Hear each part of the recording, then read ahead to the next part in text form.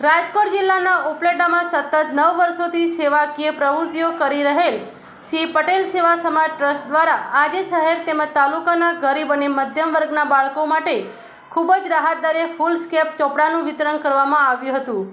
આ સંસ્થાઓ દ્વારા 9 વર્ષથી ઉપલેટામાં બ્લડ કેમ્પ, મેડિકલ સહાય, ચોપડા વિતરણ તેમજ ગણપતિ ઉત્સવ જેવી અલગ અલગ સેવાકીય પ્રવૃત્તિ કરી રહ્યા છે અને હજુ પણ ગરીબ લોકો અને બાળકો માટે વધુ સેવાકીય પ્રવૃત્તિ કરી બતાવવાની ઈચ્છા વ્યક્ત કરી રહ્યા છે।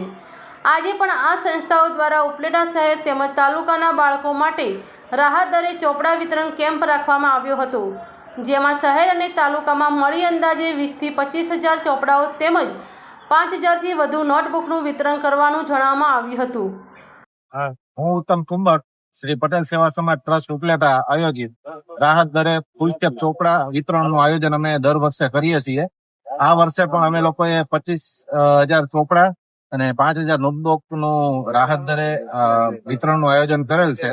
તો ઉપલેટા તાલુકા અને શહેરના તમામ વિદ્યાર્થીઓ ખૂબ જ બહોળી સંખ્યામાં આવી અને ચોપડાના ખરીદી કરેલ છે।